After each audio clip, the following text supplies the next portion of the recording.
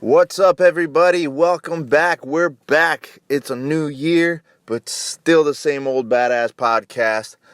Welcome to Jiu-Jitsu Radio. This podcast is brought to you by Choke Aloha. Shout out to chokealoha.com. Go check out the website. Use the promo code Jiu-Jitsu Radio, all one word, to get 20% off your entire purchase. Check out some of the latest gear, such as the rash guards, spats, t-shirt, patches, you name it, they got it, and you can get it at an awesome price by using the promo code Jiu-Jitsu Radio at checkout. They've been one of our supporters from day one, and it's definitely one of my favorite companies for just real original, down-to-earth jiu-jitsu gear. Nothing too frilly, nothing too crazy. It's always classy stuff. chokealoha.com, promo code Jiu-Jitsu Radio. Also, why don't you go ahead and get yourself cleaned up? We're starting a new year. There's no reason for you to bring that dirt from last year over into the new year.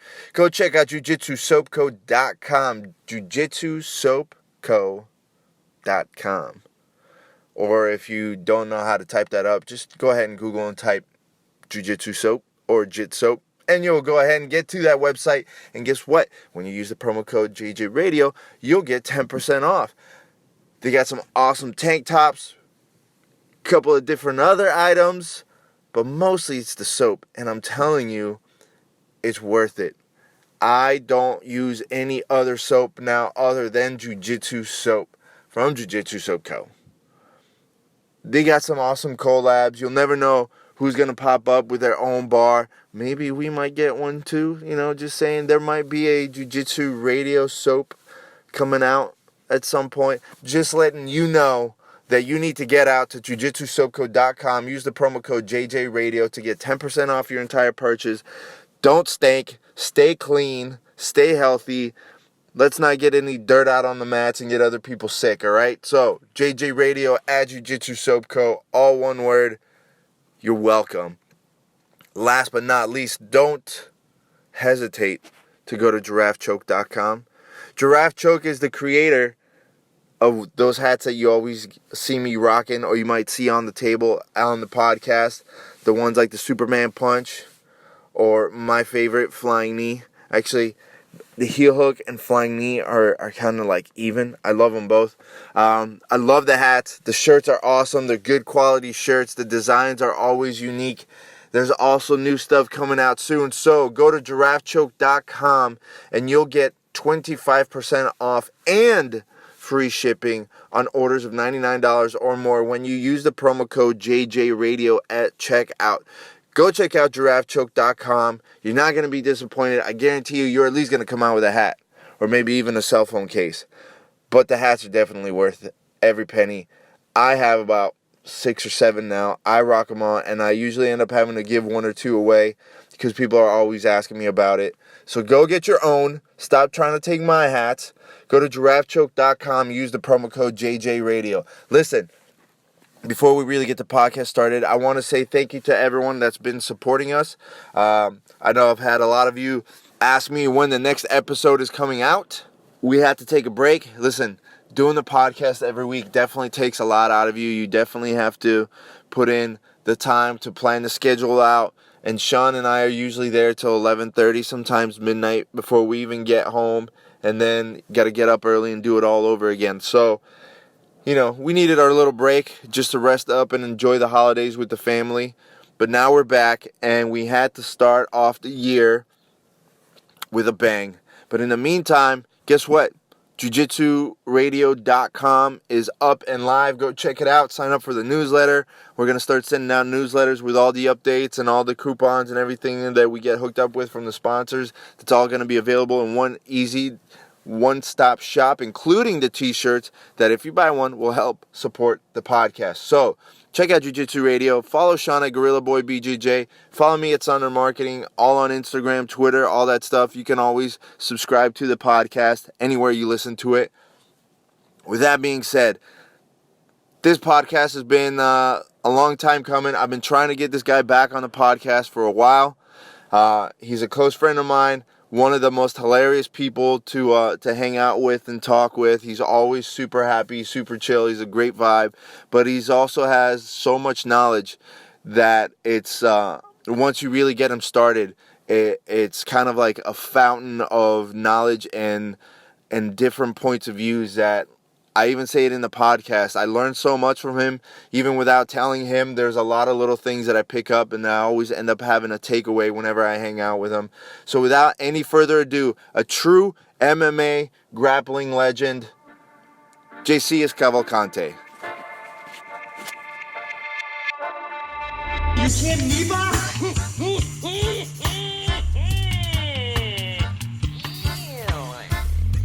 Here's the deal. I'm the best there is, plain and simple. I mean, I wake up in the morning, I piss excellence, and nobody can hang with my stuff. Get stealing, woo, wheeling, dealing, limousine right, jet flying, son of a gun, and I'm having a hard time holding these alligators down. Woo! That's fun. Ladies and gentlemen, welcome to another episode of Jiu-Jitsu Radio. We're back. It's a new year, and we had to start off the new year right. I've been hounding this guy to come back to the podcast for a while now, so finally, after what, like over a year? A year? No, a little bit over a year. Way more than a year, because I don't More think than a year. Because You weren't on. I weren't even on it, so we've been doing this almost. I didn't need you. I had him. That's why. Ladies and gentlemen, Jay-Z Cavalcante.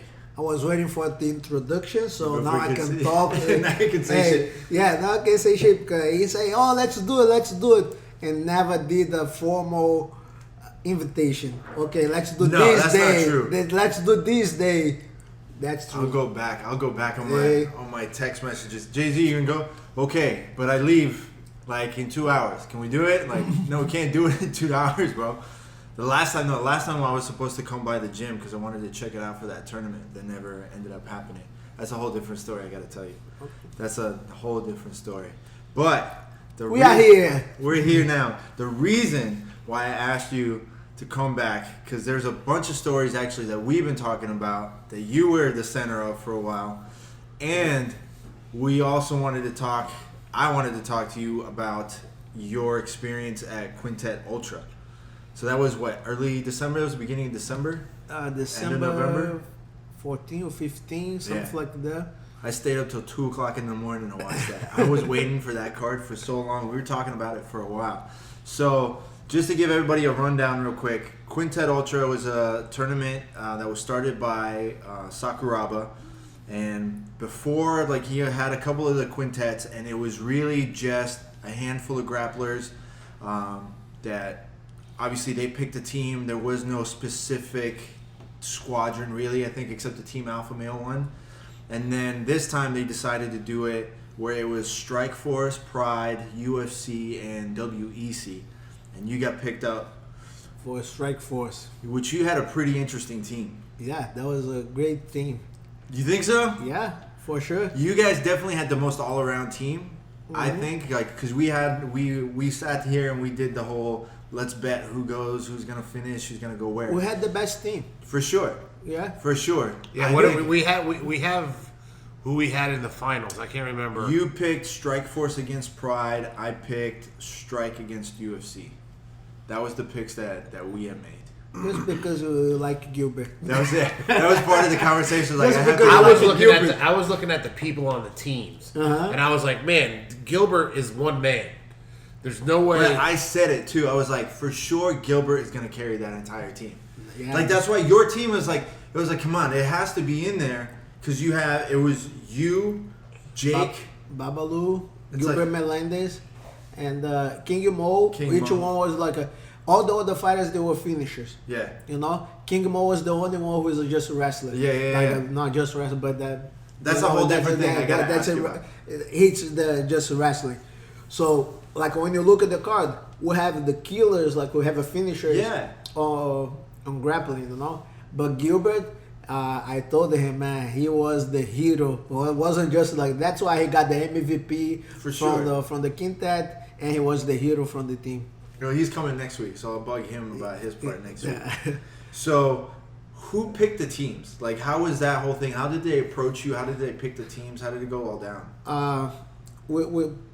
We sit down. They come like, okay, they just invite me. Don't know. They call and say, "You want to be here? You chose to be on the Strikeforce team. Do you want to be on it?" I say, "Yeah, for sure." But who picked the Strikeforce team? Like Sakuraba picked the team, I or don't know. I have no idea. who was the team captain? I forget. Melendez. So it wasn't Gilbert. Gilbert didn't pick it. Gilbert Melendez didn't pick it. No. So they called you up and say, "Hey, you want to be part of the team?" Mm-hmm. Hey, they call me Dean Tooley. He works for the UFC Fight Pass. He has the Iceland Fight event in not Jacksonville. It's in Florida, North Florida. So he called me and say, "Hey, would you be interested to fight in Quintet? We're doing team against team." And then when he said the team, the Strikeforce, UFC, Pride, and WC, I say, "Hell yeah!" What I saw was you, Gilbert, Melendez, because there was two Gilberts. Yeah. And Jake. I was like, that's the team. That's the team right there.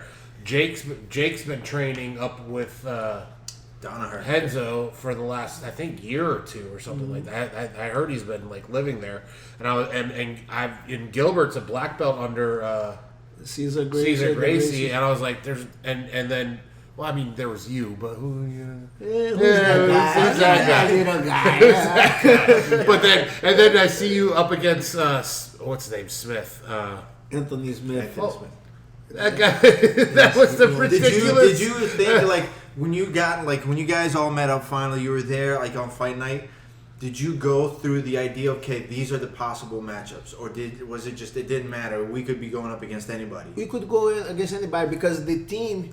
That's the thing. The team has to pick the order. Right. So we don't know what is the order that the other team is picking up. So it could be anybody against anybody. Yeah. And everybody was like debating, who's gonna go first.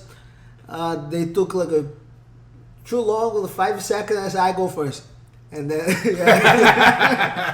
I said, "I go first." So, yeah. Like they were like I look at it like it was too much hesitation. Okay, hey, let me go. Everybody gonna fight. Not everybody gonna fight, but because it was a possibility for somebody not to fight in the first round. If one guy go and finish everybody, that's it. That's it. Well, Nobody that's fight, and then the next round. So I say no, I go first, and then like right after I ask, I say, why sometimes I'm like that? Like no, like because I question myself. Because after I realized I fought on Quintet on I think it was the 14th or something, and I had to fight on the Worlds, on the No-Gi Worlds the next day in California, and I was driving, and I say, why didn't I save myself for tomorrow? But I love to compete. I say, no, but was a possibility for me not to compete. So in my mind I say, I go first. Sure. Let me ask you: was there anybody on any of the teams that you really wanted to get a match with? For sure. I ask the promotion, I ask them, look, if you guys pick the team, if you guys have to make a fight, put me against Gomi on the first fight. Like me and Gomi, choose the team, Strikeforce against Pride, and put me and Gomi, like a first match. That should be a super fight for like the next one, though. Yeah, sure. I hope they do something, man. Like I don't know. And I don't know. Gomi, I think, took personal because I called him out for Rising. Right. Yeah, before. And like when he was there, he didn't even look at me like, really? Japanese. Yeah. But Japanese people are known to. Yeah, but like, but we met before, And I always come and you guys cool know me. before. I'm cool. I'm all like Yeah. I always talk to everybody. I'm always smiling. When it comes to fight, I fight. But on the backstage, everything like. And that was the thing on Quintet that was so nice, man. Like we have all like legends of the sport, And MMA, the intensity is it's like way higher than in grappling. So everybody was grappling, so everybody was kind of everybody was so mellow. Chill, like no intensity, like like on the backstage, people like There's no chest beating, no mean mugging. No, just everybody hanging out, talk, Laughing. warming up, laughing, making jokes of each other. You know, it was Did fun. you like make the joke to AJ? Be like, AJ, what are you doing? He started though. Really? Like, Yeah. bro, It's- come on, man. Because somebody was like, was say, Mo, pull guard, and I scream, yeah, Mo, pull guard, you're gonna finish him. And he said, yeah, and then Jay started saying something. I don't know. It's so because he stops and starts looking to the side. He said some shit. It's like, come on, man. I was talking to Rashad. He I actually ran into him at the last Miami Open. He was there because his brother was competing, and we were talking about it. And he goes, I don't know why AJ is doing these grappling matches. The reason he quit MMA is because he didn't want to wrestle anymore, and now that's all he's doing is grappling matches. Well, he got worked pretty good when he did that submission underground. He got like taken care of in like under like 2 minutes. So it's just kind of like, I give him credit if he's actually working for it. If he's actually working for it and he wants to get his grappling better, but don't keep on saying it's like, oh, you don't do this like missionary bullshit, and then it's like he keeps on signing up for these things. It's like, Do you know what I think? He just like trying to get the competition back on him. well, he said he's gonna fight, right? Yeah, he said he's that's coming what back to I UFC. think. Like, okay, you go grappling. You know, it's a warm up. Yeah. If you want to go back and Well, fight. what could be cool though is we can finally see him and John Jones in the heavyweight division. Yeah, I don't think it's gonna happen. They would have to give him like a couple of fights before he did that, right? yeah. No, I don't mean now, but I'm saying eventually. Yeah, I like it. Gotta see how AJ is gonna be performing Yeah. after, you know. He's got to diet his head down. It's a big target right Well, now. he got big lifting weights with flex. Yeah, but his head got wide too. But he's better now. Last time I saw him, I saw him like a year ago. Not was that big. much, but bro, He was Big. gigantic. It's like he's going to also- sumo. he could have gone to sumo. He came by Temple and Lee gave him he goes, what size are you? He's like XXX. And we're like, we only have XX. It's coming from you. It's like, Yeah. bro, I even got I'm the trying biggest to do shirts there. Nobody else, like there's like 4 people Yeah. that I know that have a XX shirt for Temple, and he's one of them. You know what? The matchup that we were hoping was going to happen, because I know you'd want that Gomi fight, but the matchup that we were talking about was going to be you against Hector. Oh yeah, that would be interesting too. That's what we were like. We gotta can you do- imagine, yeah. like, Can imagine that happen? Yeah, it would be fun. Well, and a Be lot of interesting. people, a lot of insiders like that know about the history. They would be like, "Ooh," and that's what I was like. Imagine if Jay-Z and Hector go at it. we got into like a 30-minute conversation of talking about it without talking Without about talking it. about it. It's like, I can't say anything because it's not my business. So we'll try and get Jay-Z to talk about it. If he wants to talk about it, we'll talk And about it. If not, I'm not. going to say it because Jay-Z told me, and I'm going to tell you what he said. He was just tying his shoe. And then what do you guys say? Do you guys know on the podcast, on the radio? Well, no, we didn't say anything there. I know the little bit that I know. Okay, so tell me what is the little bit that you know?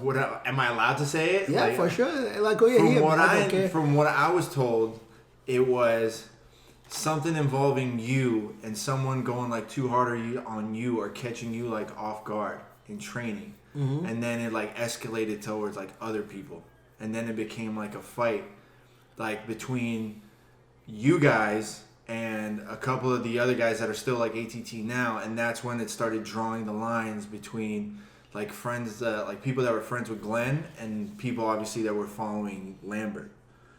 That's the way that I'm saying it from like the little bit without naming names. With me and Hector, that's no. Do you know the story? Like me and Hector, what happened? Well, the story that I was told was Hector always was like late to everything.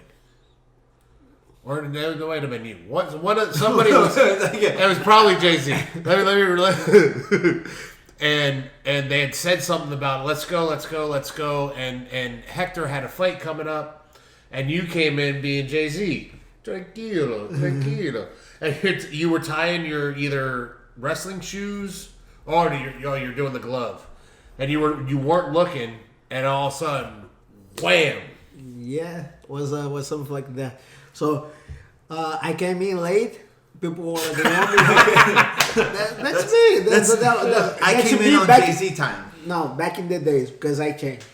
I changed. Yeah, because I changed. Listen, I have it on video where you're late to your own black belt ceremony. Okay, but that's what I'm saying. That's been 6 years. That's 6 years ago. 6 years 6 already? years ago. Man. So you see? Yeah. I changed. At least the last 2 years. So, okay. And that was like back in the days. When was that? What, That had to be 2000, 6? 2011? No, Yeah. with Acto, yeah. Sooner, 2011, 2010, Right, yeah. 2011. Okay, because that was one of the reasons that I wasn't comfortable at ATT anymore. That happened, and I said, I don't know what. Like, we'll say, whatever. And then something happened to George, something happened to Danilo, we stayed together. So that was one of the reasons, like, I had no problem leaving ATT. Right. So back to the story was like this. I came in late, so people, they were warming up. And then actors started like screaming, but like rage, like screaming loud. And I wouldn't say roid rage because I don't know if he's on steroids or not. But that kind of a rage. Is what you're saying. Yeah, let's go. Yeah. And he's like being aggressive, he's talking. And then I was looking at him, I was just wrapping my hand. And I look at him, I shrugged my shoulders. You know, he said something, and just like shrugged my shoulder and put my head like, up, what's up? And then he walked through me. So as I was wrapping my hand, he came walking and so could push me. Boom. Just straight out what you were saying, man? Yeah. I thought he was coming like to talk or do something. No. He came and went boom and punched me. Were you guys cool before that though? Yeah, always, Cool. always cool. I like it. He was one of the guys because he fought in Pride. He was from the Olympics, you know. So every history, you know, like in Japan, he fought in Pride. He fought guys, and I was in Japan as well, so I knew a little bit of the story. You know, so when he moved in, I was one of the first guys to go and welcome him at the ATT because I was also one of the veterans there. And we were cool, you know, talk about he likes leg locks. I used to, back in the days, nobody really liked leg locks, so we always talk. So he always been cool. I always respected him, you know, he always had the respect for me. And that's that happened, you know. But that's a lot of influence also that stuff that was happening inside the ATT. That we don't need to get into. That's too much. But that's the politics. The politics. Politics, like getting clicks one side and the other side inside the same thing. So and that's what happened. Like before that was all cool, you know. And then he sucker punched me, and then I fell down. He knocked me down. As soon as I hit the floor, I got up, and then I was going forward. I don't care. Now it's a street fight. Yeah. And then I was looking, but everybody, you know, after that, everybody came in. Then they tried to separate and put one guy apart, put other, and then after that, after I cooled down, I'm always chill. So okay, let this go. And one thing that pissed me off, they treated was like the guys from ATT, you know. The head, I say the coaches and the management, they treat as how do I say, like on high school, when you get the timeout, you know? You're grounded or like you're detention. Well, you're supposed to be suspended. Suspended. So he go, you're not gonna train for 4 days. I look at it, I say, all right. I like it. That for me was like there is no team. You know, there's no team. I moved to America in 2003. ATT is starting 2001, if I'm not mistaken, 2001. So I was. Were they already at the big place when you moved? No. Were they still in Boca? That little. No. It was in the other place. Yeah. Not the new place. Yeah, no, because that was a Boca black belt, and then when they moved was the American top team. Okay, so it was just Boca black belt. Yeah, and then. So I was there. I was already like one of the oldest guys on the team. You know, I was a veteran on the team. You're like 18, like oldest guy on the team. How were you the oldest? You're young. No, but you had like experience. I was there from 2003. That's already 7 years on the team. 7 or 8 when that happened. When that happened. That's what I'm saying. How old were you when you moved here? 19. I just turned 19. And I was already fighting. That's why everybody damn man, "You're still fighting?" I say, It's like, man, I'm 25. How old are you? You're like 30 now. 36. No, really? Yeah, 36. Man. Yeah. No, that's not what he tells people. Yeah, no. Well, not. I He used to tell people. 28. 28. 28. Nobody really knew. How old is Jay-Z? I don't know. No, He So says who 28. came here first, you or George? George, Yeah. like a couple months before. Yeah. 3-4 months before. And then I came here. But you didn't know him back in Brazil. No. No. We came here. We barely talk when we move here. Yeah. We usually we don't talk at all. George would look at me just like, what's up? We live in the same house. Almost 2 years we didn't click. We didn't Here. connect. Yeah. Well, I heard a lot of things about that house. I heard because Jeff Munson lived there at one point, and I heard about like. Well, Glenn from ATT Black Box, he was like Glenn Minster. I live with Glenn. Yeah. That they have the like they call the bigger brother. There was George, Pitbull, and a bunch of other guys that moved back and forth. Not back and forth, but like left after. You know, there were younger guys, Fabinho, Sergio. Not many known guys, but George and Pitbull were one of them. And then after they got another house, and then in Brazil they have 2 TV shows, reality show. Was the Big Brother, and the other one was a House of the Artist, Casa dos Artistas. Yeah. So that's how we call the other house. Oh, yeah. Yeah, so because it was 2 houses, no? Right. So you could refer like which house you're going to. No, I'm going to the House of the Artist, and then I'm at the Big Brother. Was there a better house? No, same. No, same. Yeah, one was on the first floor. The other one was on the second Now, floor. what about was Grillo and Grillo, Jeff Monson, and Baby Monster? Baby, yeah, he stayed there for a while, but I don't remember him there. I wasn't there. Yeah. He came later. Yeah, he came way later. Yeah, Didn't he? Yeah. Well, not at that time. Yeah. But it was fun times, man. Did you guys get into a lot of trouble? Yeah. Like, I know you would, for sure. Like, Not you were me, the party like, out. like- You were the ones like, oh, let's go party, let's go do whatever. And I feel like everybody else was kind of more like a little mellow about it. And that's the funny thing. I moved here. I think was August, September, and we had one car for the whole house for everybody. So whoever was the veterans, like whoever was the first, has the right to drive the car.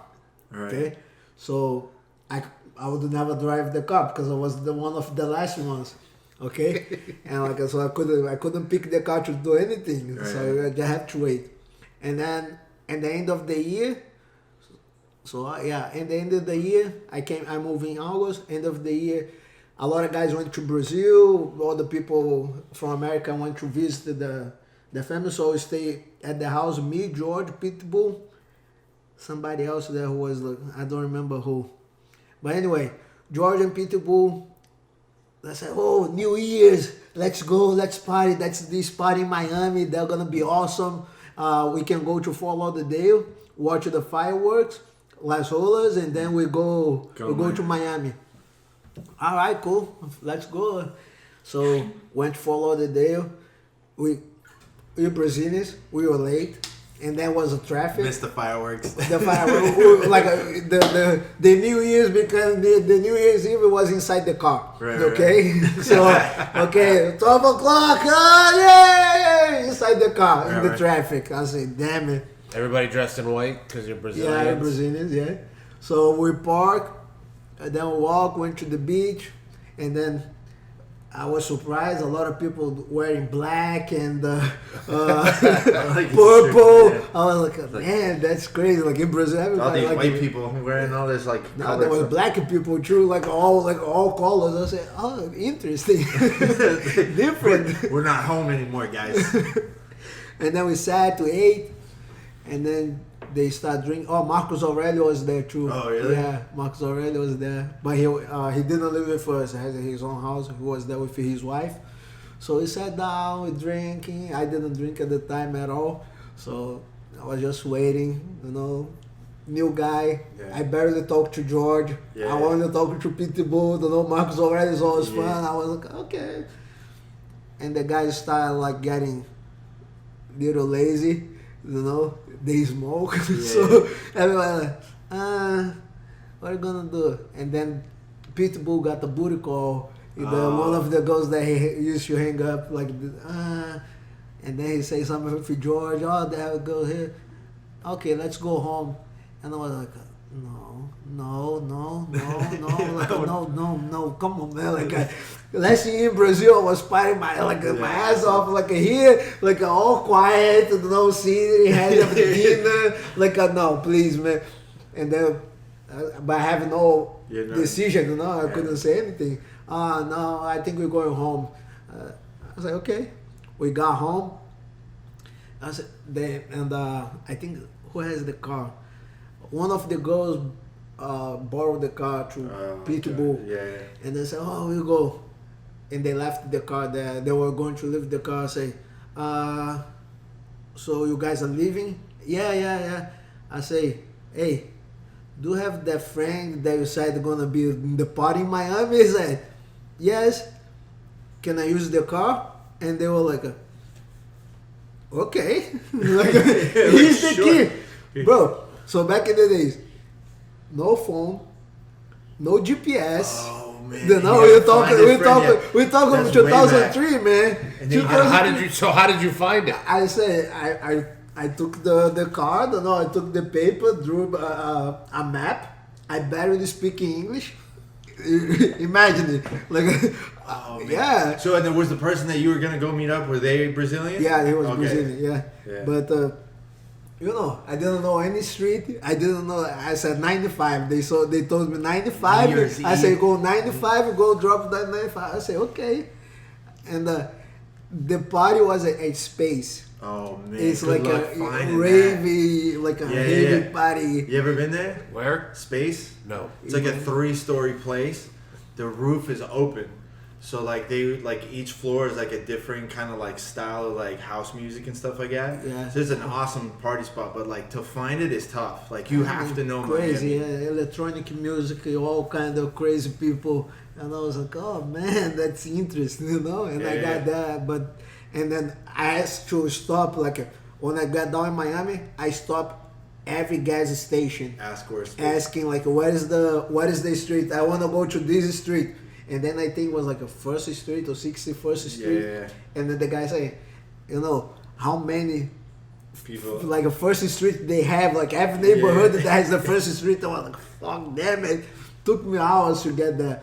And then I got really surprised because every gas station I went, they didn't speak English. Yeah. I say, so it's easier for me. Now they speak in Spanish. Yeah. It was funny, man. Well, it's close enough that you can get along. I couldn't understand, but they couldn't understand me. But did you find it? Yeah, I found it. What time? What time did you get there? Like 3 or something. Oh, that's and perfect I stayed for there space. No, that's bedtime. No. That's bedtime like 4 hours ago. No, not bad. It's bad time for him to sleep. It's not bad time for space. Bad time is a good time when you get there. 3 o'clock at space is like the perfect time. So like once it gets closer to morning, they just kind of bring everybody up top, so you watch the sunrise while everybody's still partying like their ass off. It's a cool spot. I used to go there a lot for when they do like the day glow parties, like the paint parties and stuff, where they'd have like different DJs on every level. But if you're at space, you're there the whole night. Like, cause if you're like, oh, I'm tired here, I'll just go chill. The whole day. Yeah. People are leaving like 1 o'clock. Yeah, man. Nope. Yeah. Like a Shawn, like Shawn nope. would hate it because it's house music. Yeah. So he doesn't do house music.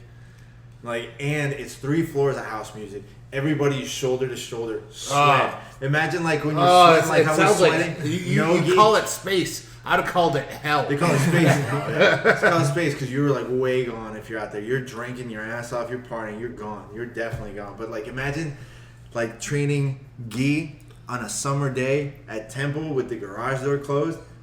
That's what it's like at space. That's how sweaty everybody is. Yeah. No. They changing now. Yeah. Now it's a lot of AC, but oh man, it's that. You gotta go that was fun. My first time here, going out and driving. So you made it to the party. So at least you partied. Yeah. What time did you end up getting home? I don't remember. You still friends with those people that when you met them there? Like, no, I met the guy, but the guy had, he got the hookup, he got the girl, and I just he just gave me the directions. I never really got connected You with really? him. Yeah, You just I was showed up at just Space myself. Yeah, That's what's up. I show up. I met him. Hey, he got the girl. He was gone.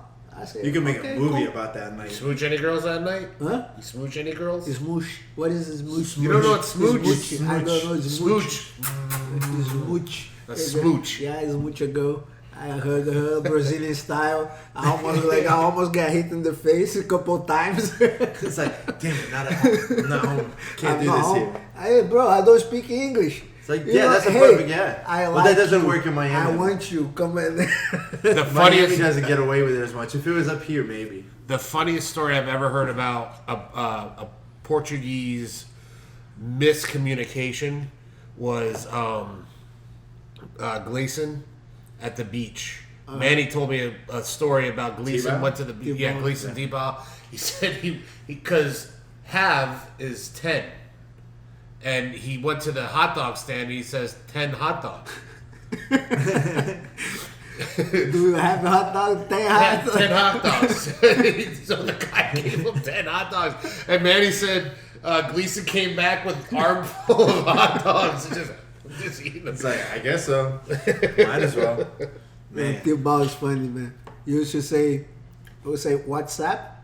Hey, what's up? And he would go and say, olha o sapo. And that in Portuguese, that means look at the frog.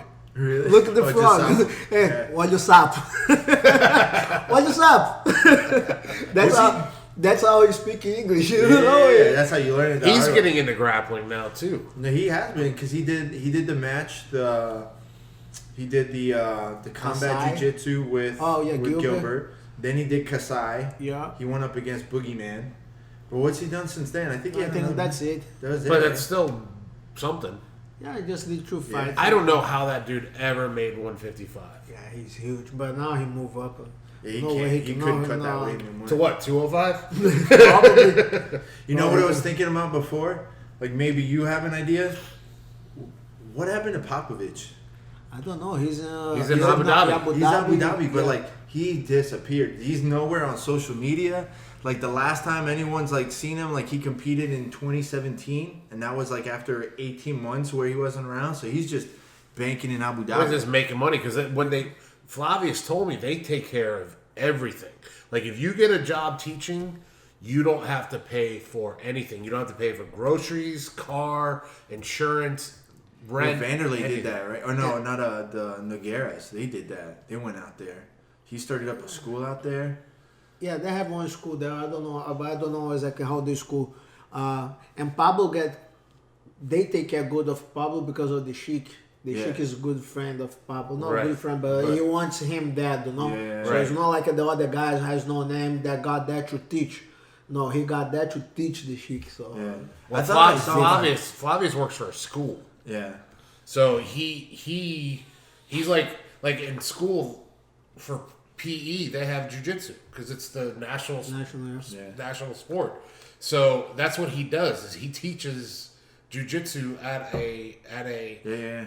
high school kind of a thing. But he told me They take care of him. they take care of everything. They pay him a salary and then I they thought I take care saw of him everything. at ADCC. I wasn't sure. I don't know. So back to the quintet thing, because there was other stuff that I wanted to ask you. So you got up there, you competed. How did you feel going up against like Chad Mendez? it was nice, man. That was the first fight. No, that was the first fight, so it was cool. Did you ever roll with him before at all? No, I didn't know. I never rolled for He's him. like super strong. He was strong. Yeah. But one thing that pissed me off after when I watch, because if you watch the fight at the beginning of the fight, I just walk straight up to him. Yeah. Because I know he has wrestling. So I just walked straight up to him and he didn't engage. He just pushed me and circle out. And then he started throwing feints. And then I start reacting for the feints. And those are tricks that we use for MMA, you know, use the fence so people react. But I wasn't like worried about takedowns. I was worried about points or anything because submission only, you know, you go to the end, it's a draw. And then he started throwing the fence and I started reacting. And you know, I just caught myself like son of a bitch. I just caught myself. I don't care. Why am I falling for the fence? You know, I ended up. I also pulled guard a couple of times, and because I just wanted. Well, he tried if I'm remembering the match, didn't he try to do the guillotine like you do it? He tried to go for a guillotine. I tried to jump on him, but I don't remember him trying. But it was close on Anthony though. Yeah, it looked close on Anthony Smith. Anthony was tight. I honestly thought that one you had that win. You could have had that win for sure. Actually, he surprised me with his grappling. Yeah. And when I had the guillotine, I have a good guillotine, so I was comfortable when I landed. I said, I got it. I got overconfident because I should have escaped the hip a little bit. More. I adjust properly, you know. But because I got a lot of people on that situation, I say I'm gonna stay here. And then he was tight, and then he stood up and shook. And he's a big dude. Yeah, and when he stood up and shook, even his face, you see his face. That's what. I thought that fight was going to be easier for you than the Chad Mendes fight. I just felt Jay-Z's got miles ahead of him on grappling. But he has a good grappling. Yeah. I got surprised, Do you think he's a legit black belt level kind of grappling? He's good, man. He's good, yeah. The transitions that he did, the positions that he did. The recovery and stuff, he did it pretty well. Yeah. So... if you could have had any matchups besides Gomi, would you have wanted the Sakuraba match, or is there another match that you would have been damn, I wanted to get that match? That would have been a good matchup for me. No, Sakuraba because of the name, it's a legend. I don't have anybody I'm trying to remember now who. Because I'll tell you the lineups. You guys against Strikeforce, they had Jake Shields. Jake Shields. So it was Chad Mendes, Jay-Z. I'm trying to get the whole lineup because right now it's just the matches. They have Chad Mendes. Damn, I forgot. I'll tell you right now. Chad had to be Chad Gilbert, Anthony Smith. No, that's Anthony Smith. The UFC. That's from the UFC. Yeah. Anthony Johnson. I'll tell you right now. Yeah, AJ. There was Sean O'Malley, AJ, Clay Guida, Anthony Smith, Gilbert. And then Pride was Gomi, Hector, Gregor Gracie, Eve Edwards, and Sakuraba. And let me get the other ones. Then it was you guys, for you, Jake, WC. Mo, and then Chad Mendes, Mark Munoz, Cub Swanson, Glover, and James Krause. Yeah. Man, that whole thing screwed up. You against Cub would have been a good match. Cub got screwed for that. Yeah. He fucked himself up. He twisted himself. That was himself, but it was a grappling match. You don't expect to get hurt that bad. Mark Munoz was big. Bro, huge. How big was he? Right? Because he used to be he was 185. He fought at 185. Yeah, he was 250. 250. Yeah, that was a fat boy. Everybody was making fun of everybody was making fun of him. What did he say? He's hey, sorry guys, I gotta let myself go. No, just. No, he retired. He's not. Man, there's retired, and then there's gave up on life. That's gave up. Well, we're eating chocolates, but isn't all the chocolates. Isn't he from Guam? Isn't it his family from Guam? Philippines, right? Philippines. Yeah, man, but I know a lot. I was gonna say maybe Japanese-born Filipino American. Yeah, I was gonna say maybe he's got some Samoan blood in him. Bro, he's got a Samoan in him. They have a lot of guys that stopped fighting and they got just blew up. What happened with the Asian dude, Kung Lee? Was it Kung Lee? Yeah. Remember he was suing the UFC and stuff? I don't remember. He's not fighting but he was old. He was old when he got into it. Yeah. He was already old. I remember he had the one mouth guard. He had the full mouth guard with just the holes. I don't know how the fuck you would do that. A lot of guys use that after. I see him. Eddie Alvarez has one like that. Does he? Yeah. I hate it. I don't know how you could do that. I hate feel wearing I'm suffocating. I'd be in trouble if I did MMA because I don't like wearing a mouthpiece at all. Mm-hmm. You wouldn't have an option. You have to. I understand that, but I don't know what I would do because I hate it. I can't stand it. As soon as I put something in my mouth, I start gagging. It's Flashback to college. So, my biggest thing that, like, and we kind of talked about a little bit, just kind of going back and forth on the phone and stuff. You've done so many different types of just tournaments and fights and stuff like that.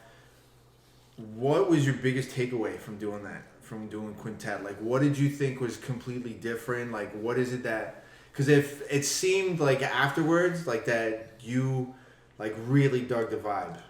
Bro, The atmosphere was really nice. And we have a bunch of legends of the sport, Yeah. you know, like, so that's the thing. And everybody was so cool, such a good vibe. And like in the format, like the team against team, one guy fights and keep it going. That makes it like competitive, you know, but also make it fun, making interest, you know, it was entertaining. So the vibe, the people, the crowd was like really into, because imagine if that happened in MMA for real, like back in the days. Yeah, you know, yeah. like would The it be Valentino matches, like it would team be to team. crazy, man. It would be crazy.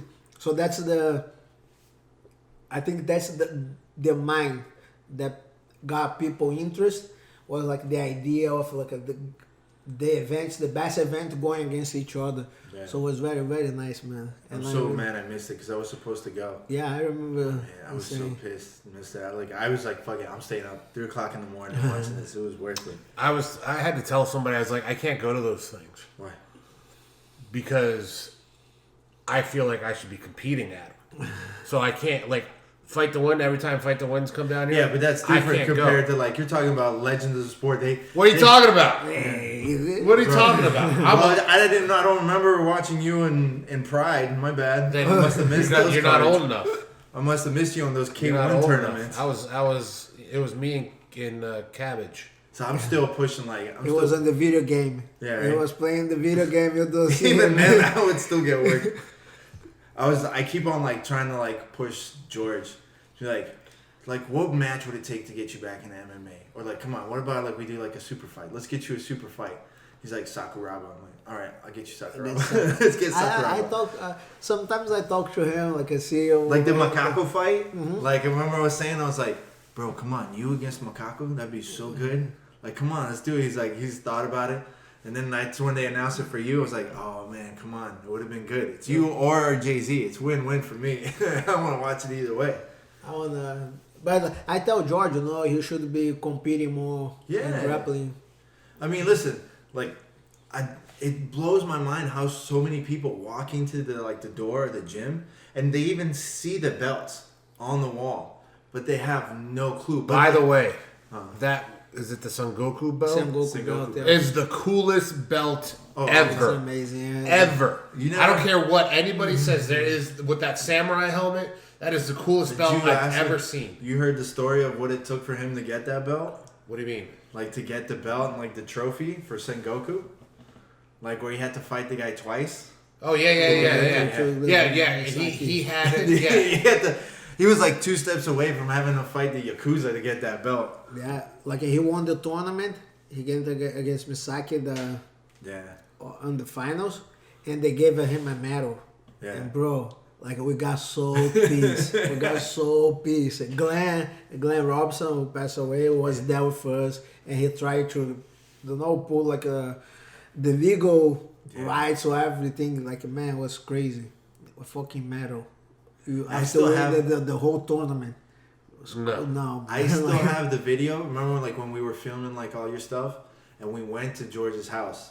And, like, we start pulling out, like, all this stuff. So he's pulling out the belt. And, like, we're just going through all the stories of all, like, the crazy stuff. The magazines. Like, you guys in the magazines and stuff. It's pretty crazy.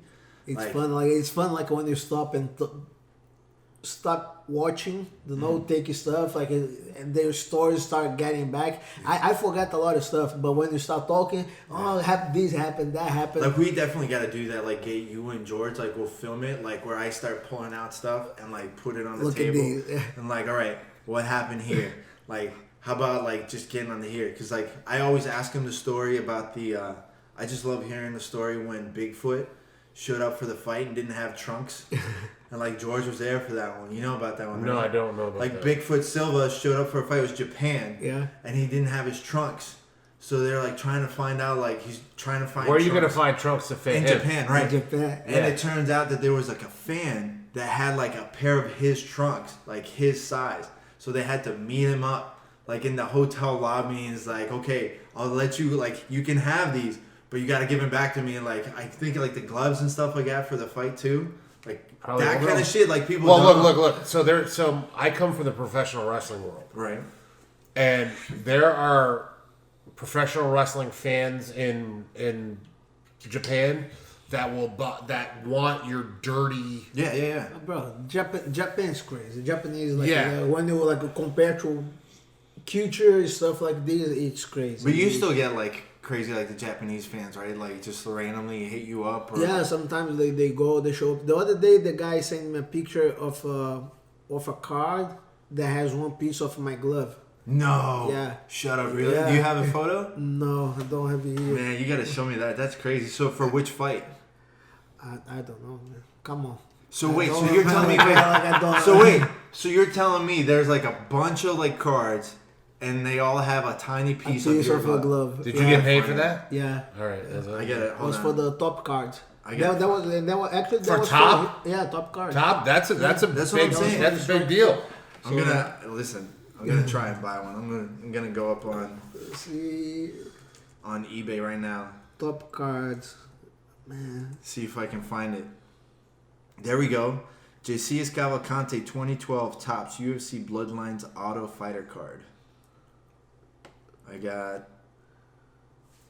Oh, there's a signed Shikishi Japanese artboard with your autograph on it. $70.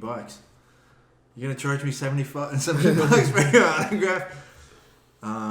Bloodlines Jumbo Fight Mat relics with you on there. Man, there's even a K1 toy figurine with you on there. Yeah. Dude, I'm gonna Was buy me these. Sakuraba. That one was crazy. Like when you see yourself as As a- miniature, like holy shit, man, that's crazy. Wow, there's actually the Quintet Ultra poster that you signed. $300. Oh yeah, man. Yeah, They make a lot man, you of should money. have stolen a fucking couple of those. They one thing that pissed everybody off. They took the rash guards. rash guards. We don't have it. We have to give it back Yeah, he because knows. they're already selling. Do They're they have already your name on selling 500 of them. Yeah, check this out. 2008 Epoch K1 Dynamite Certified Autograph Card, Gesias Cavalcante, number 12 of 22. Damn, man. So you gotta go back and Strike Force. There's a Strike Force poster, I guess, that you signed. I don't know if I've ever told you. I was at the fight up in Chicago when Fedor fought Henderson. Oh yeah. I was at that fight. And this is before I knew you. So, and I was like, well, Fedor's fighting in America. I'm not gonna miss this. I think it was his first time fighting in America. I might be wrong. Hold on. You gotta see this. You gotta see this figurine. I'm sorry, man, but that is crazy. This one, like, I'm trying to like turn it without fucking up the recording. Yes. They got the tattoo. Man, I'm buying it right now. I'm getting it straight from Japan. That's crazy, huh? I'm gonna buy it right now. But when you came out, the guy I went up there with is my buddy John. He's like, "Why is this dude dancing? It's taking so long. He's taking so long to get to the ring." That's what Hey, I gotta enjoy my time, man. I enjoy my time, you know. I always been like that. And the fun thing, because talk a little bit of my story back in Brazil. I'm not really glad of this part of my life, you know, but it's part of me. When I was like a 14, 15 years old, in Brazil, you used to have like a funk, but back in the days, like people would go to the nightclubs to fight, like a side by side, like, you know, like a gangs, Yeah. you know, and you just go in the club, you fight, and then you leave. But That's it was cool. just these no. Group, like a But group. but it was just fists. It Just was- fish, no, yeah. And sometimes they would do like a one-on-one, mano-a-mano, you know, like just two guys and the security stay there, so make sure just like a one go against one. And I did a bunch of that. I used to go to the nightclub just to fight. So later on, I like. How do you dress? How do you dress for that? If you're, do you dress in? No, do you just dress the in- shorts and the shorts or. Everybody, can you imagine Well, being what I'm in saying, line? but here's the You're thing. in line in a suit, and then there's the guy next to you, just like basketball shorts and like just a tank top. I'm like, What bro, is- what are you doing? But what do you think? You're going to the nightclub. What was Stretching, more like stretching important? before walking in. Picking up a girl or getting in a fight? So it's like that's a hard choice. You win the Okay. fight, you automatically get the You girl. get the girls. Look, the cool part for the girls was to hold the shirt of the tough guys that was going to fight. You know, so okay, hold my shirt. And then you hold the shirt, they go fight, and then they go back, and then So you like you the make girl. sure you pick the hot chick. Like, where's that one? Hey, Hey, that hold my one. shirt real quick. That's smart. That's a power move right there. And I was one of the youngest. I was crazy, man. Like, All right, I just ordered it. I just ordered your. I I didn't even know you could buy that. You see, It's coming from straight from Japan, and it's gonna get here February. you got it eBay. Yeah, I'm gonna look at that. I'm definitely I'm gonna gonna buy. get I on want to the- buy that card for sure. The card with the glove on there for sure. That'd be That's kind of cool. dope. That's so weird. It's so weird. That's so weird. Who do you like? Do you remember like how long ago it was that you did the card? Is it this blue Well, one? it had to be 2011, 2012. 2012, something like that. This is the fight mat. So they have a card with a piece of the fight mat that you fought on from Tops. Look. Oh, it's from the mat. Yeah, look. I thought it was the. Is this the glove or one? something. Yes. Bro, come on. That's crazy. All right, man. I'm gonna buy this too. You gotta sign it for me. I'll put it up there. See? So you're like you are picking up with grappling, and it seems like you're slowing down with fighting. Yeah, the thing with that's like after the whole thing with the Blackzilians, like dismantle, Glenn passed away, and then I didn't want to go with a lot of the other guys. I had my little team that I had with the fighters amateur that was like a trying out for the Blackzilians. So when everything happens, I didn't want to move with so like Henry and the other guys that went with them. I stay with Neil Melanson at the Right, time right. he was here. So we try to stay together. And then Glenn passed away, so I said, I don't know what, man. I have a good group. I was there with me, Yuri. I said, man, I don't know. I just want to keep the team here. And then I started teaching and coaching. It was my time to get my own gym. Right. So I kind of took over there, and now I got my gym. Like I have my place and I fight sport at Deerfield Beach. So that's and then when I start teaching and coaching, that was hard to compete in MMA. Yeah, And that's yeah. why I slow down. I say, yo, Yeah, but you picked it up on the on the grappling. grappling because I start getting crazy without competing. Yeah. At the first okay, I'm not gonna fight. I'm not gonna fight. I'm just gonna teach and coach for a while, and then until everything gets settled, Yeah. and then okay, I can move. Because after at the beginning it's hard, but after the gym is running by itself, it's okay. And that was my idea. Where would you train if you were going to get ready for a fight? Just at the gym? Yeah, just at the gym. I have Yuri, I have Roma, I have a couple guys that they are good. Daniel Mendes is a striking coach, or he's my partner there, so we have a good team. You know. He's a good Muay Thai guy. Yeah. Yeah. He came here. He moved to America, helping Vilto Belfort Yeah. at the time when they moved here to the Blackzilians. So that's when we connect. And then my grappling, the hard training grappling, I do a fight sport because I was doing that before Right. with Cyborg and other guys. So that was my training. So if I was going to fight, I could still do my training at my own gym. Do you want to? I will. You will? I will. Yeah. I was just waiting to get everything. Get everything going with the new mats. Yeah, and new, everything. No. Just now I got the gym ready. It's still little details, but now the gym is ready. It's finally. And then, but at the beginning I start I'm not fighting, just coaching, and then I start I compete size 6 years old. Yeah. I had Can't lose that. the only time I didn't compete was once I was 12 years old. that I stayed the whole year without competing anything because I was a teenager in transition. Like I didn't know if I was going to puberty was being I want to bitch. be 12, 13. I want to break dance,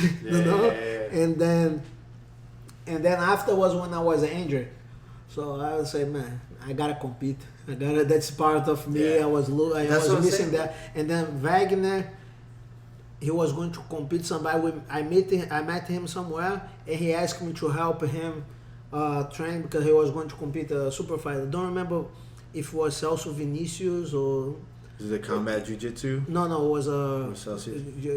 grab to fight Truin.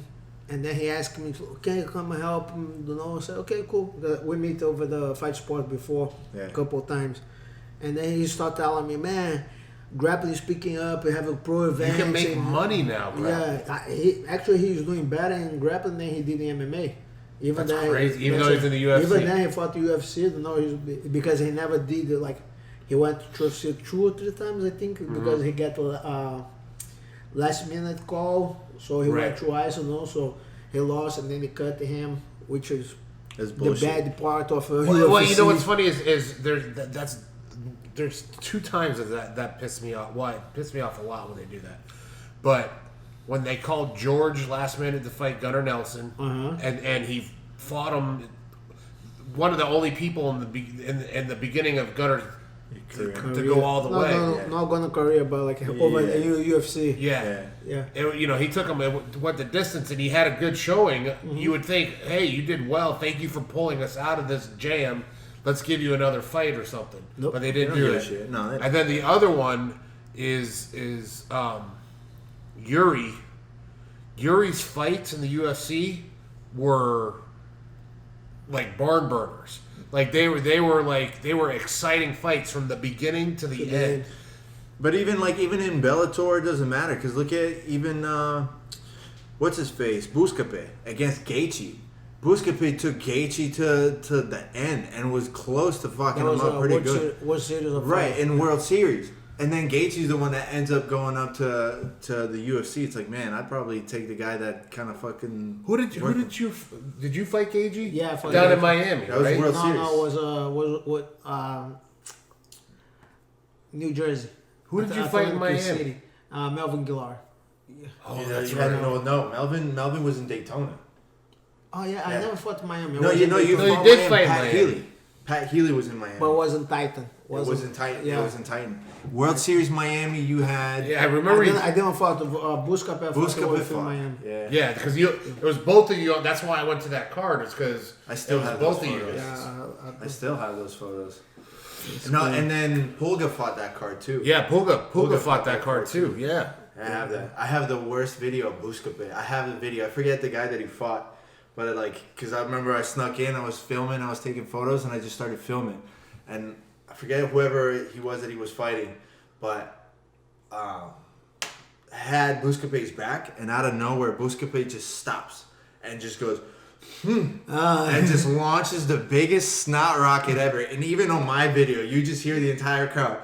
Oh, that's the worst. Like, who does it mid-fight? It wasn't even like in transition. They just stopped. He's like, just launches it. Buscape is one of the strongest people I've ever rolled with. Like, he doesn't. Stronger than Baby Monster? Yes. He's not strong. Yes. Really? Yeah, Baby Monster is different strength. Different strength. Yeah. Buscape, dude. I was going for a Kimura on Buscape once, and I couldn't move his arm. Yeah. And I'm not like I was trying to rip it off, but normally if I give a little tug on somebody's arm, I'm gonna get it. Buscape didn't friggin' move. I was like, what the hell? And he just straightened his arm, and I was like, you son of... Like, I was not prepared for how strong. And he doesn't look it. He doesn't look it. But he looks pretty fucking no, strong. he looks... No. He looks He's strong. not as tall. Just say he's not That's- as tall. No. That's okay. Don't get me wrong. Here's what I mean: is he looks strong, but he doesn't look Superman anywhere strong. as strong as what he really is. Who's the strongest person that you've ever rolled with? Buscape, the guys. Definitely not you. Didn't you get launched by Shawn, you Cyborg? big, bro. Didn't you You get big, bro. Didn't you get launched by Cyborg? No, well, I didn't get launched. I got tornado swept, but But who's the strongest? Like the person that like to this day you're like, fuck, that dude was way too fucking strong. Trying to remember now, bro. The guy I fought at the last Worlds now, I forgot his name. I'm terrible with At names. Worlds at Nogi? Yeah, I'm terrible to remember anything you guys see already. But I fought one guy, I forgot his name, damn it. On the absolute division, I never felt somebody so strong. Pull it up. He was how strong. far did you get at the Worlds? Second place, third place. Third place. Yeah, I lost in semifinals on the weight. Stupid. Points? Souza? No. That's you. Souza, Yeah, Jose Souza. Ronaldo. Jose, no, something like that. True advantage 2-1. Yeah. And I get the half guard right at the end. The guy, he went for the Kimura. I get out I didn't get out, but like I was closer to get out. It was like 3 seconds, and then the time was over. So you would have gotten. True, I was gonna be 2-2, and then ref's decision. I was yeah, and I was. I won my first ref's decision ever. Yeah, when Last Miami Open okay. against Charlot. Was it? Shawn. Jose. Because in the Worlds in 2016, he won the ref's decision. Okay. The last Miami Open, I won the ref's decision. I was like, hey, I won a ref's I decision got against a Brazilian with a Brazilian ref. Hey. Yeah, come on, man. Don't come on, man. You know it's true. I don't know. You know there's. I don't know. It's the gringo curse. Gringo curse. That's what it's called. That's what I had. Let me see. Thiago Nascimento, something like that. Thiago Souza. It was. I got Reginaldo P. Souza was the one that popped up, because they never fucking posted back up. Once they take it down, it's down. But Jose Reginaldo P. Souza from. Brazilians have 14 names, so it could have been Thiago. That's like it's like Manny's name. He's not a Manny. Yeah, but that's crazy. That's different. That's There's crazy. he's definitely got like 6 of them. Why don't we do this? Because it's getting late, so I know you're tired. Couple of things to bring up. Gordon Ryan retiring. Did you hear about that? I heard that. What do you think? I don't know if it's true. That would be stupid. What's he gonna do for money? I think he's. I don't think it's. I don't like. I can be smart if he does that. Take a time off. Take a break.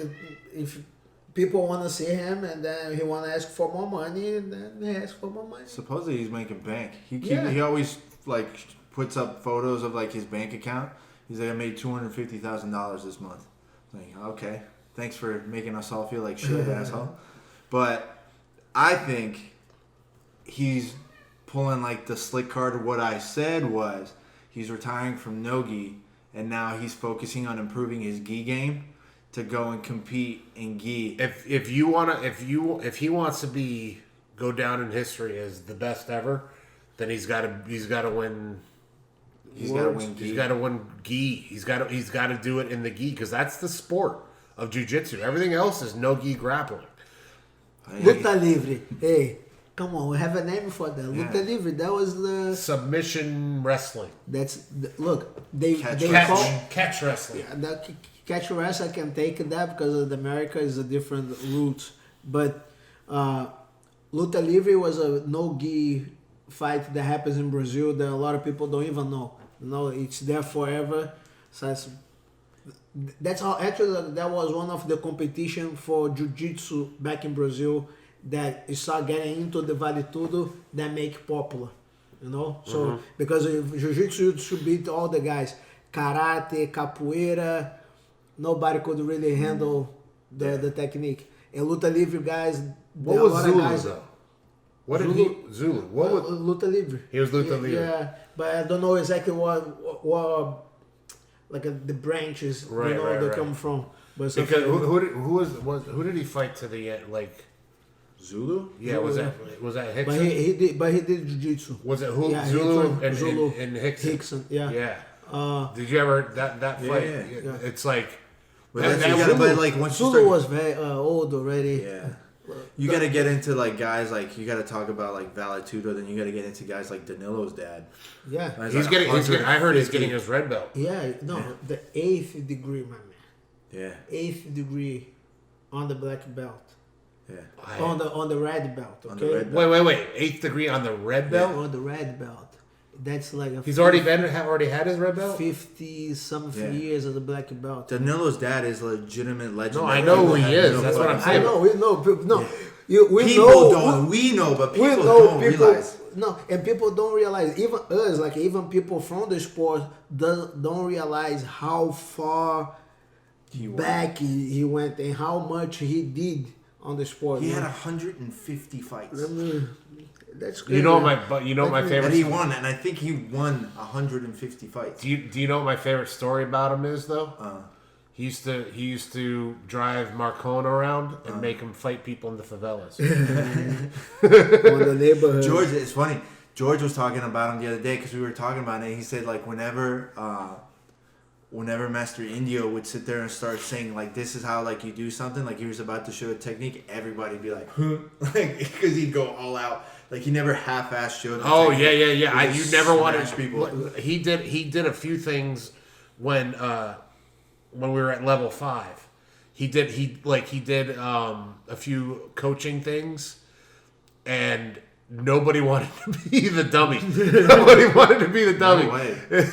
I know exactly. You know, it's funny too. You know what popped up the other day on my feed is the photo from your belt ceremony. Like we were talking about that the other day. It popped up the other day. Because that was let me see. That's today that he got the 95th degree. If you go on the Indio Village 4 Instagram, you can find it. He's like a 51 years as a black belt. Sorry, guys. Yeah. 9. It wasn't the 8th. It was the 9th degree as a red belt. I got my black belt 6 years ago. Wait, this year. It's Francisco Pereira da Silva. Yeah, Indio. How many years? 52. Yeah, 51 years. I'll be 91. If I live to be 91, I can be an 9th degree. 9th degree black belt. And you gotta be active as well. You gotta be active. Yeah. But now he's like has a problem, disease, like he's not really. Well, you know who opened my eyes to that was actually is Henry Gracie when he was talking about Helio. He goes, Helio would do it, but it wasn't the same. What they do is he has a new victory. So what he would do is he would get on the mat with like a young guy and start in like side control, and if he survived, that was his victory for that day. So like all you do is as you get older, you just change what you consider a victory. Oh, the victory, yes. How you gonna train? What you gonna do? That I tell this like not just that. I tell this to my students as well, the fighters. Sometimes you go to train, you don't need to go there and try to beat the guy everything. Try to say you bad at this, like okay, you are bad giving up your back. So that day you're not gonna give up your back and gonna end on top. That's your victory, you know. That's how you have to put yourself sometimes, you know. The other day I was training, I was trying a new move, and bro, I got tapped so many times, but I kept going to the same fucking position. With Wagner, you told me. Was at the Wagner? Tom Halfing is the Ireland guy. He fought the UFC, Abu Dhabi. He was here doing the camp for a fight sport. So he went to Wagner's training there. So man, he was good leg locks. I was trying one position. I said, bro, I don't care. And at first it was funny because he wasn't engaging. Yeah. He was like, what are you trying to fucking do? Come on, man. Come on. Try to grab. I need that to practice. And then he started grabbing. He started tapping me out. And I kept going. At the end, 30 seconds to the end, I got the position. Bro, I was so happy. people didn't understand. No, I was like, bro, I want this training. It's like everybody else just looks like you got smashed all day, but you got the one at the end. Like, got it. I got it. That's my victory. You know, Yeah. that's my victory. So, and because he was one good guy to try that, because I know if I did on him, I could do the other guys because he's really good on leg locks. Do you feel sometimes when you do things like that where you don't really tell someone this is what I'm gonna do. I'm gonna keep going for this today, and they catch you over and over again. Do you feel like they're like you can tell that they're getting cocky? Like, oh, I got him. Like he's not a challenge for me because I'm obviously tapping him out a bunch of times. No, like not in this case because we had training before. Right. So that's why at the beginning You do it with people you know. Yeah, but more of the people you know. If it's especially somebody that you don't know how they train, you don't know what is the control they have, you can end up getting hurt for no reason, you know. So I will have to choose. Last time I rolled with Jay-Z, he kicked me in the face. He kneed me in the face, and then he goes, "Stop lying." And then he goes, "No, you did." And he goes, "I thought you said it was prison rules." I mean, it is Okay. with Shawn. Now he said, "Prison rules is prison rules. Let's go." That's the last thing I would want to fucking say to Jay-Z, like prison rules, right? Okay. I told you how he fucked me up. I had that photo pop up the other day too. The first time I ever rolled with Jay-Z, I made him feel like shit at the end, like afterwards, because like I was still a white belt, so like I had no fucking clue what was going on. We started, and I had my foot like right here, like on his hip, and like I see him just start setting it up, like, "Hey dummy, move your leg." I'm like, "Good thing you can't go for leg locks on white belt." He's like, "Said who?" I was like, "That's the rule." Like my face changes. I'm like, "Said who?" He's like. And like everybody, like he's like, I don't give a fuck. It was like ankle lock. I was so in shock at the conversation that I wasn't paying attention how much tighter it got. So I was like, okay, tap, tap, tap, and that was it. Like he didn't go for it hard or anything. And then like I got home, it's like my foot was fucking killing me. So I just took a photo and I posted it on Instagram and I tagged Jay-Z. He's like, "Oh, dude, I'm so sorry. You're right." It's like, yeah, I'm fine. I don't really give a shit. I was like, ever since then, I learned that fucking lesson. Like. But No one fucking said that rule here. yeah, like that's one thing. Like where I came from, like I said, I came from Luta Livre. That we do everything, all leg locks, all cervicals and shit. Yeah. Like so, we know how to control. Like if something happens, it's an accident. Like it happens if you get the arm bar and you pop your arm. That happens, you know. I don't agree with that. Oh, because this hurts, that hurts. Yeah, it depends on who you're training with. Right, but right. that's not just for one particular position, you know, it's for everything else.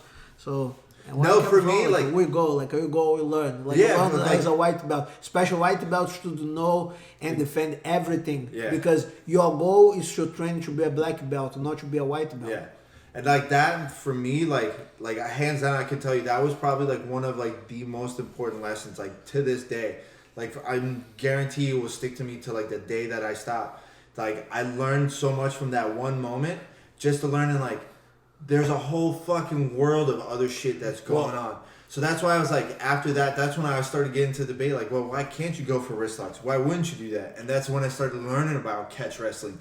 Like, oh, you can do this, you can do that. I'm like, wait a minute, why the fuck are we doing it? It's like, well, that's the whole point we're doing this, right? We're trying to fuck each other up. Like, I want to manipulate, I want to control the joint. You should have to know and defend, or you know, if you know it's getting tap. Yeah. Okay, it's tap. No But even problem. then, to know, it's like all of a sudden you're stuck in this weird position. You're like, that's what's going on right now. Okay, well, let me get out of it this way. Instead of being like I did. It's like, but like that's what's it. And I always tell that lesson to people. I was like, go ahead, roll with JC. Like you'll learn a lot real quick. Like you'll learn a lot real quick. Well, my guys, depending on when they walk in the door, they could be doing heel hooks first day, or they could be doing them in the first 3 months. I told them, I said, I'm never going to hold back information from you guys. I go, I want you guys to because I don't want to happen to them what happened to me. I didn't touch legs until 2 years ago. Yeah. And now, and like when we started playing with legs, I was like, I feel like I'm baby. well, no, it made me doubt my black belt. You know what I'm saying? Yeah, because I know. I was like, I don't He's know like, no, any of you this shouldn't stuff. be doubting your black belt. I don't know any of this stuff. So but I've spent the last 2 years studying and practicing. I know. practicing. I heard of you got guys that go there just to train leg locks. Yeah, so I 'cause love it. I love it, bro. And because that's the idea. You cannot limit yourself. That's like it happened to you. Like me and Wagner were always talking about this. Like how jiu-jitsu has been like so soft, watery. It's like a coffee with water. It's amazing.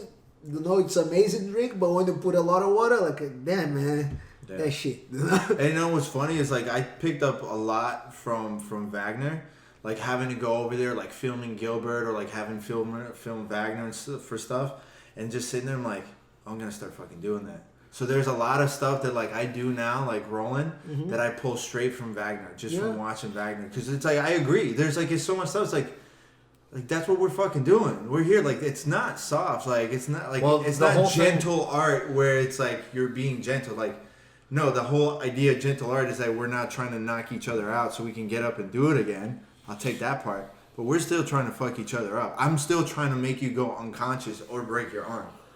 Yeah. The whole thing about the leg locks, though, that's all from the Gracies. Yeah. Because it was their only defense against the Luta Libre guys is okay, let's make it illegal. That's what people don't know. I always tell this. Like back in the days, they have jiu-jitsu tournaments that were. They didn't have a lot of tournaments, but they have more tournaments than Luta Libre. They barely had tournament because they barely have guys. Not guys, but they barely have an organization because Luta Livre was divided in two species: Luta Livre Vale Tudo and Luta Livre Esportiva. That is the sport part of Luta Livre, So, like Budokan style, the competition, everybody used to say that's Vale Tudo without punches and kick and headbutts, without the striking part. Yeah. Islam was legal. Everything was legal, Yeah. So. And that's why we got tough, was good. And then guys from Luta Livre start going to jiu-jitsu tournaments because they just want to compete. And it's a similar style, have a grab. So they will attack the legs. And they're like, and then they're like, what are you doing? And then they start calling a chip shot, like, oh, don't do this, and then they ban it.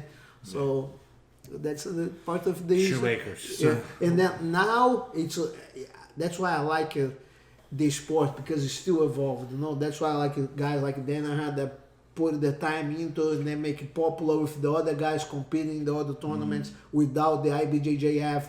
That opened the eyes for. Do you think it's only a matter of time before IBJJF will let at least black belts do heel hooks? I hope Maybe not in the gi, but at least no gi. Yeah. And come on. What's wrong with a reap? What's wrong with a reap? You tell me. Ask Cub Swanson. He learned the hard way. Well, yeah, but because that's the problem. You don't do it. You don't do it. You don't get train in the position. You don't get in the position, so you go. That's why. And I think that's a more like money move for their parts. Like, oh well, if we keep on getting people hurt every time we have a tournament because some schools know the rules, the others don't. But the thing is you can reap in MMA. MMA, it's all legal. What do you think about Lethway now? Like what? Lethway? What is Lethway? That's like the fighting organization that's like getting bigger and bigger, where they allow headbutts. It's like kicks, like Muay Thai with headbutts. Yeah. I don't know. I've been out of the news. Well, I don't know. Because you're talking about like fighting again, so I'm like starting to think like, oh, Jay-Z could go do some. Jay-Z did the coolest fighting. I don't. He did with the China one with the gi top, with the sleeveless gi top. Good Yujima. Listen, those are like the best. I had like the photos like you training with Robin. Yeah. And Bruce Mullen. Like with a Project Roll gi like chopped up. They just showed up. I was just like sitting there taking photos. He just shows up, puts the gi on. I'm like, hey, helping me out. I'm like, what the fuck are you guys doing? He's like, just getting ready for a fight in China. Like, it was in Japan. It was in Japan. Yeah. And I'm like, what the fuck is going on? We couldn't even watch it. I think the only way that I got to watch it was like through somebody's like Instagram or something like that. It was crazy. That event was crazy. How did they even approach you? Like, who even fucking approached you to do that? That's how big of a star you are in Japan. They're like, hey, we're doing some random crazy shit. You want to join? Let's go get this guy. Yeah. Let's bring the guy. I don't even remember who approached that fight. I don't know if it was Glenn. No, it was one guy. One guy who used to work with Glenn from Holland. That they had one Dutch guy on the event, and they approached and they say, "Okay, we want Jay-Z," because they knew the guy was from the Blackzilians, like, associated with the Blackzilians. So they asked, "Oh, would Jay-Z do it?" And then they called me, and you guys know me. What are you gonna say? It's a fight. It's a fight. And fight? Yeah, for sure. What's the worst that could happen? Compete. Did you ever have to do like any game shows, like Japanese game shows or anything like that? They have wasn't a show, but was one with the girl. Has to do some stuff. I don't know. Hold on. You gotta be more specific here. I don't know what she did. She just, Japanese. Yeah, that's what I'm saying. Because the way you make it sound, it's like you went to a Japanese strip club show or something. No, it was a strip club show. They took me on the park. She brought the bag and gave me a card, and I don't know what the fuck was going on. You just had to sit there and just go with it. Yeah, it wasn't on the park. Okay, so it wasn't like they have the Gaki no Tsukai, the silent library. Gaki no Tsukai, this guy come with names and shit. Listen, I have no idea. No, they have. I feel stupid just saying oos. I feel dumb saying that. They put Manhoof in it. They put Bob Sapp was in it too. Like when it was going up. So like that's why like I'm wondering if they threw you on that. So what? They didn't put you in any like random Japanese commercials? I'm not gonna find that like soda. I have another. Let me ask you another question. They have one with the Nike on the magazine, the Air Force one. Do you? Yeah. I gotta find that. That was cool. I gotta find that one. With wrestling, there's a steakhouse in Tokyo that they take all the pro wrestlers to. I'm wondering if they take the fighters there too. Ribeiro Steakhouse, which I would have to say where in Japan. I don't. Well, it's in Tokyo. But it's a famous steakhouse, and I'm wondering if it's a rodizio. Because it's Ribeiro. Ribeiro, yeah. Ribeiro is like a Brazilian like name. a Brazilian name. I don't remember. They got a jacket with like a bull on the back of it. It's a famous, like, pro wrestlers. Oh, go there? Go there. I'll find out. I think get you. If I'm in Japan, I don't want to eat the Brazilian meat. Was it, I ate a Korean barbecue. Yeah, in Japan was good. And sushi. Oh, I'm big on sushi. I was big on sushi. All the sushi. I had the Korean barbecue in Korea. Then that was fucking good. That's definitely good. Okay, it's Ribera. Ribera. So it's not Brazilian. Way to go. Fucked it up. Same. All right. Same. Let's do this. I want to get the picks for the fights coming up. It's got all wrestlers. Like all they bring all the wrestlers there. I don't like pro wrestling, so I don't want to go there. He's all about it. I did it for years. All right. From me. Even though the fight's 2 weeks away, just because you're here, I'm gonna get your picks. I'll get Gilbert's picks too, so we'll see who gets the best picks. So Gilbert, I pick Gilbert against Damian Maia. Damian Maia. Yeah. He just said I just announced it today. Gilbert, I got Gilbert. How do you think that fight's gonna go? You think it's gonna be a grappling match? Those jackets.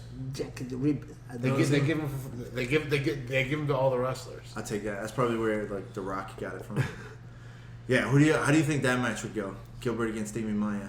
Do you think it's gonna stay standing? I talked to Herbert today. Might happen. Yeah, Herbert hit me up too. What did he say? He says no. He goes, what's Damian Maia gonna do? Kickbox? he's gonna try to take him down. Exactly. He tried it. I honestly think Gilbert has the power to knock him out within like the first two. It does have a... Because there's no way Damian Maia is not gonna like gas out Gilbert. That's not gonna happen. Not gonna happen. Gilbert has a good chance. Not good chance. I believe Gilbert has the strength in all areas to beat him. Even in Jiu-Jitsu. Yeah, for because sure. Because of the MMA. Yeah. No. I think he's what Damian Maia could have been if he had started MMA sooner. Like that's really like I think Gilbert is just that much better, way ahead of the game on him. But all right, we're gonna go UFC 246. We're gonna go up the card. You just say who you're gonna pick. I don't even know who. I know. I'll give you the name. So it works out. So if you're wrong, it doesn't matter. Chaz Skelly against Grant Dawson. I'm gonna ask Chaz because I like Chaz. All right, Jay-Z's going with Chaz. I'm going with Chaz too. All right. The you're gonna go grinder. Jazz. Because I'll I go- know him. Just because I know him, I don't know Well, him. Grant Dawson, he got signed to the UFC. Then he had another fight and he got popped for steroids. So he got banned for like a year. Now he's back. And I think the fight that he was supposed to have, he didn't make the weight, so they canceled it. So this is like his first fight in like 2 years. So I know I'll still go with Chaz too. I just think he's a lot better. Andre Fili against Sadiq Youssef. Who? Sadiq Youssef is another Nigerian guy. He's actually pretty good. Oh yeah. He's really good. He's kind of like a smaller version of Airbender, but not as not as good as I go for him just because he's Nigeria and the Nigerian nightmare Usman, Kamaru Usman is my brother, so I feel that way You're back. going that way. I was gonna pick him anyway. I'm going with the fan. Nigerian. Yeah, All right, Nigerian man, nightmare. we're all agreeing with it. I'm a fan of Sadiq, so either way I'm good. Roxanne Modafferi against Macy Barber. I'm going Roxanne. She's I'm gonna go with Macy. Roxanne is a tough. Yeah, I know Roxanne, but what's Macy? Macy Barber. I never heard of her. Okay, so with Roxanne. that? Let's You're go gonna with go with Roxanne. Roxanne? Yeah, let's go. All right. I never heard of the other girl. You never heard of the other girl. I'm a fan You're just of Roxanne. picking that. You're just picking. You're just picking. Like the later ones, you're gonna know. Anthony Pettis against Carlos Ferreira. Carlos. Who's the other one? Carlos Ferreira. Versus The who?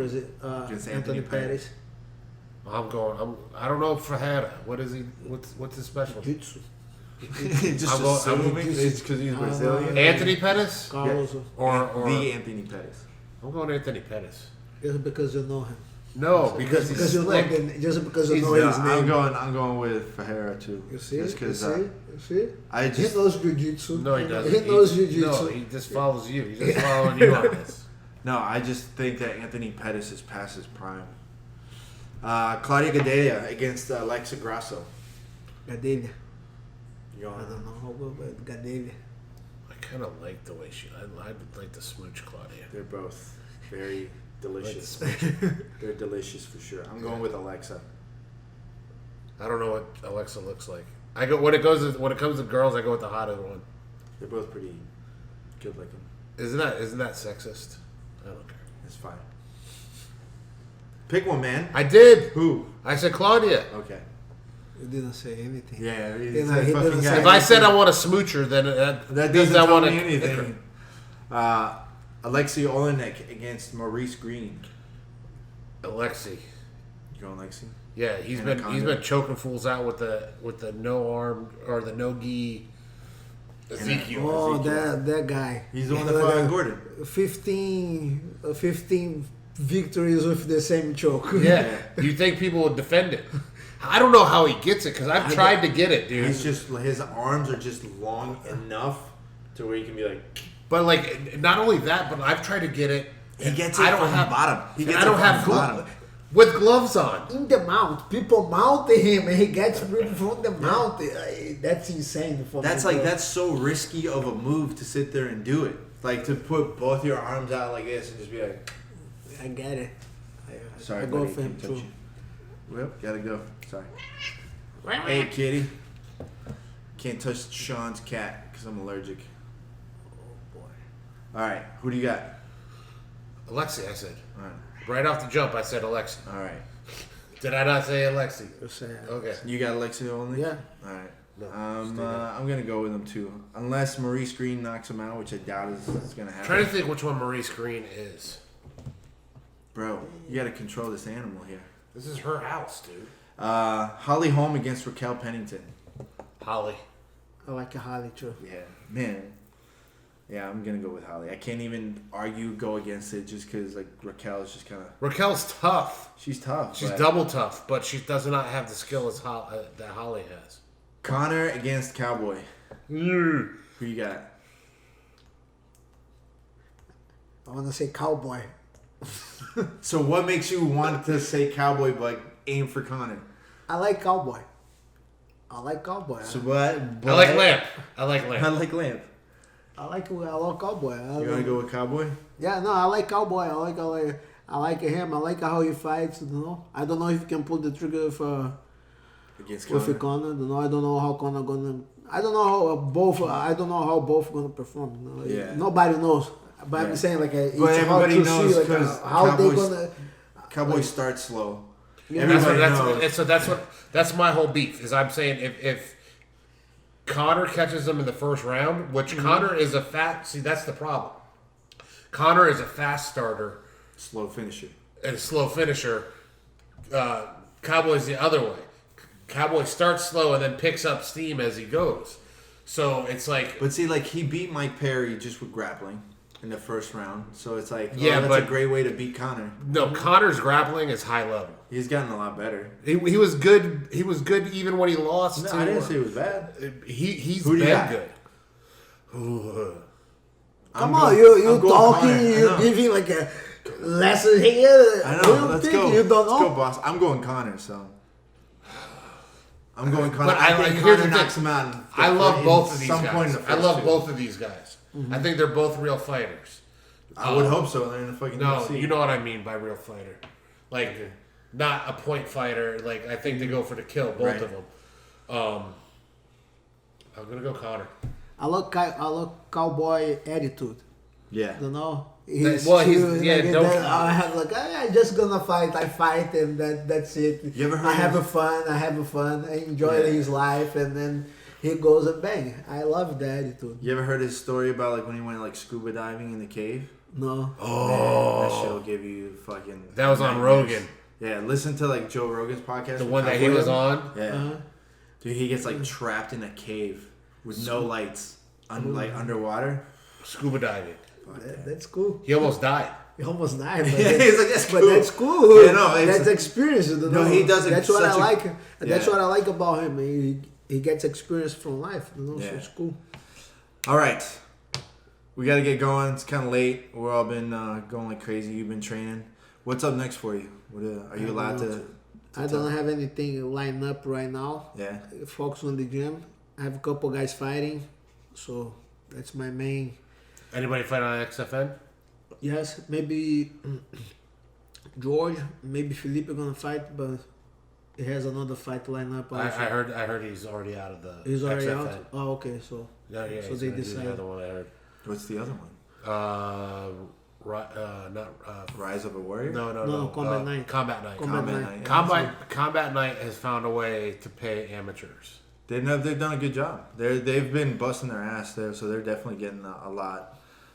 They've improved their promotion a lot. for sure, yeah. They 'Cause that was really work. no. Jason did Rise of a Warrior. That was the one up north. I Yeah, remember. That was way back. So anybody wants to follow you, Gesias, on Instagram, Twitter, anywhere else, TikTok, Snapchat, whatever. I don't know. I use a lot of Instagram. Yeah. Facebook is there, but He's I go use Facebook, you know. Yeah. But Instagram, I'm most active on Instagram, so people can find me there. Gesias, Gesias, and also Fight Sports the Field. Why? Why? Why don't you just do JZ MMA? Because Five words. Because couldn't put it. You can put JZ MMA. Try. Gesias is such a unique name. I know, but nobody knows you as Gesias. Not only that, but then like Jayza and stuff. It's like, man, that's That is the hard. That That's- drives me nuts. By the way, Why? Because they're both they're spelled similarly. Yeah, Similar. for the people who don't know, Jayza is my wife, and we have a very similar name, and we have the same last name. That wasn't because we got married; it's the same. Yeah. So a lot of times we get the letters or something, we get confused. If you just look, if you don't pay attention, you say, it's me. No, It's Jayza. your bill now. My wife. You opened it. You pay. I didn't touch it. You opened it. It's yours now. That's cool. That's fun. JCS at Instagram, Twitter. Follow him. Make sure you hound Sakuraba. Tell him to get a. What do you want? You want Strike Force Pride?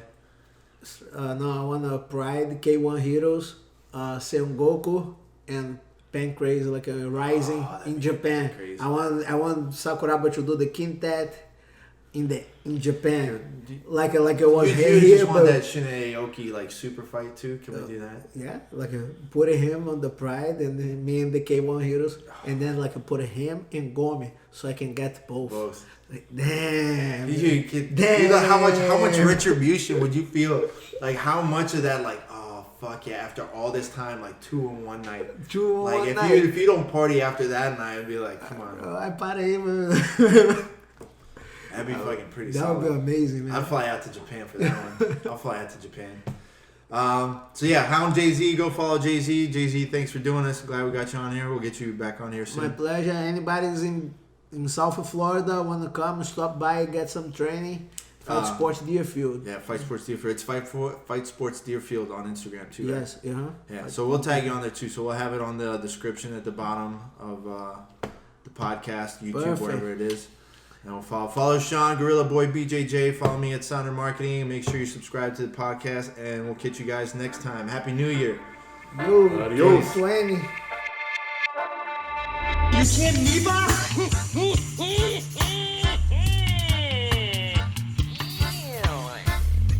Here's the deal. I'm the best there is, plain and simple. I mean, I wake up in the morning, I piss excellence, and nobody can hang with my stuff. Get stealing, woo, wheeling, dealing, limousine right, jet flying, son of a gun, and I'm having a hard time holding these